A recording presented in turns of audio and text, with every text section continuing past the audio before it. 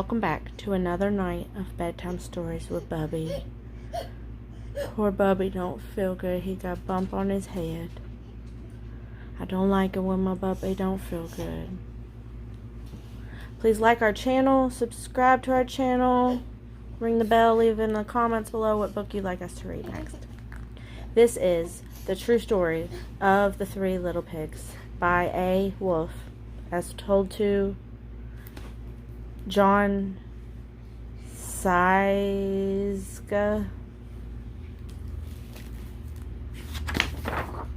Everybody knows the story of the Three Little Pigs, or at least they think they do.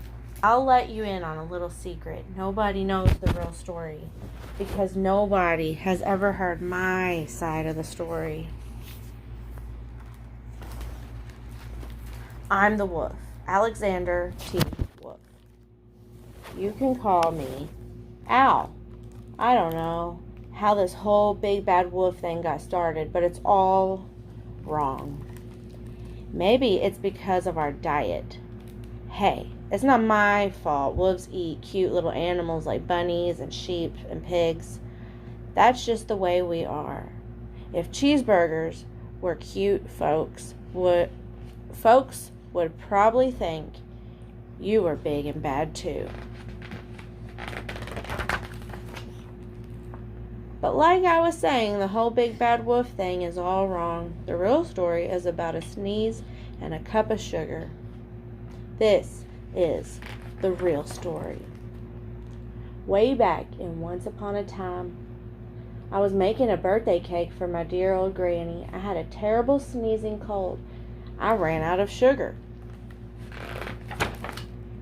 So I walked down the street to ask my neighbor for a cup of sugar. Now, this neighbor was a pig, and he wasn't too bright either. He had built his whole house out of straw. So, can you believe it? I mean, who in his right mind would build a house of straw? So, of course, the minute I knocked on the door, it fell right in. I didn't want to just walk into someone's house, so I called, little pig, are you in? No answer. I just about to go home without the cup of sugar for my dear old granny's birthday cake. That's when my nose started to itch. I felt a sneeze coming on. Well, I huffed and I snuffed and sneezed a great sneeze. And you know what? The whole darn straw house fell down. And right in the middle of the pile of straw was the first little pig, dead as a doornail. He had been home the whole time.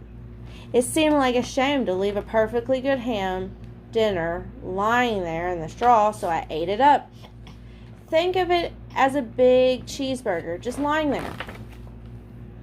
I was feeling a little better, but I still didn't have a cup of sugar. So I went to the next neighbor's house. This neighbor was the first pig's brother. He was a little smarter, but not much.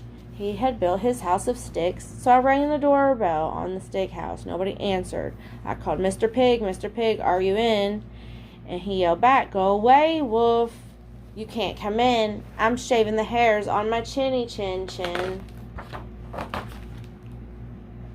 I had just grabbed the doorknob when I felt another sneeze coming on. I huffed and I snuffed and I tried to cover my mouth, but I sneezed a great sneeze. And you're not going to believe it, but this guy's house fell down just like his brother's. When the dust cleared, there was the second pig, dead as a doornail, Wolf's honor.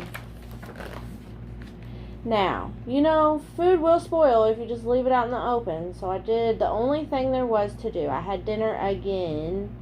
Think of it as a second helping. I was getting awfully full, but my cold was feeling a little better, and I still didn't have that cup of sugar for my dear old granny's birthday cake, so I went to the next house. This guy was the first and second little pig's brother. He must have been the brains of the family. He had built his house of bricks. I knocked on the door of his house. No answer. I called, Mr. Pig, are you in? And do you know what that rude little porker answered? Get out of here, Wolf! Don't bother me again! Talk about impolite. He probably had a whole sack full of sugar, and he wouldn't give me even one little cup for my dear, sweet old granny's birthday cake. What a pig! I was just about to go home and maybe make a nice birthday card instead of a cake when I felt my cold coming back on. I huffed and I snuffed and I sneezed once again, and the third little pig yelled, "And your old granny can sit on a pin!" Now, I'm usually a pretty calm fellow, but when somebody talks about my granny like that, I go a little crazy. When the cops drove up, of course, I was trying to break down the pig's door. And the whole time, I was huffing and puffing and sneezing and making a real scene.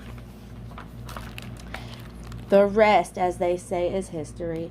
The news reporters found out about the 2 pigs I had for dinner. They figured a sick guy going to borrow a cup of sugar didn't sound very exciting, so they jazzed up the story with all that huff and puff and blow your house down, and they made me the big bad wolf. That's it, the real story. I was framed. But maybe you can loan me a cup of sugar. The end.